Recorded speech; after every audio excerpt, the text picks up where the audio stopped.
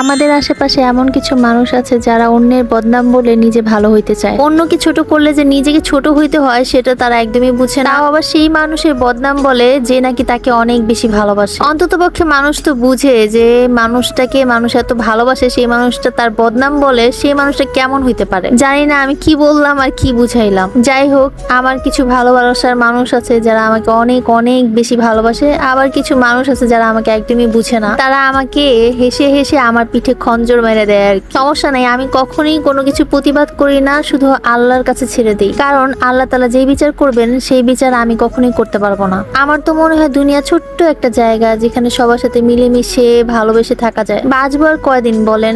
যে কয়দিন বেঁচে আছি সবার সাথে মিলেমিশে একটু হাসি খুশি থাকি না? আমার তো কাউকে শত্রু মনে হয় না, কিন্তু কেউ যদি আমার সাথে শত্রুতা করে তাহলে আমি বলবো প্লিজ ভাই চলে যাও, সরে যাও, তো আমার সাথে শত্রুতা করো না। কারণ আমি এই জীবনে সবার ভালো চাইছি, আমার শত্রুরও ভালো চাইছি। কখনো কাউকে নিয়ে হিংসা করি না, যা আছে তকদিরে সবকিছু মেনে নিয়েছি। আল্লাহর মধ্যে সবকিছু হজম করার শক্তি আমার মধ্যে আছে। কিন্তু আমিও কষ্ট পাই দিন শেষে যখন শুনি যে এই মানুষগুলো আমার পিছনে বসে আমার নামে বদনাম বলে বেড়ায়। এখন আপনারাই বলেন, যে মানুষটাকে অনেক বেশি ভালোবাসি সে যদি আমার পিছনে বসে বদনাম বলে, তাকে কি আর আমার নিজে করে রাখা যায়? আমার কোনো মানুষের কাছে কোনো কিছুই চাহিদা নাই, শুধু চাই যে একটা মানুষ আমাকে ভালোবাসুক, সম্মান দেখ। কারণ আমিও সবাইকে ভালোবেসে সম্মান দেওয়ারই চেষ্টা করি। যাই হোক, আজকে অনেক বেশি মনটা খারাপ ছিল তাই ব্লগটা বানিয়ে ফেললাম। সকাল থেকে আমি অনেক ঘরের কাজও করি, শুধু যে প্রমোশনাল কাজ করি তেমন না। আজকে নিশ্চয়ই তোমরা দেখেছো সকাল সকাল উঠে আমি মধু দিয়ে নান রুটি খেয়েছি। সরি গাইস, ওইটা মনে হয় তন্দুর রুটি। আমার মা অনেক তন্দুর পছন্দ করে, সো মাঝে মাঝে সকালবেলা আমরা তন্দুর রুটি কিনে আনি। আর তন্দুর রুটি দিয়ে সওদাগরের পেজের এই মধুটা দিয়ে খেতে আমার এত ভাল লাগতেছিল।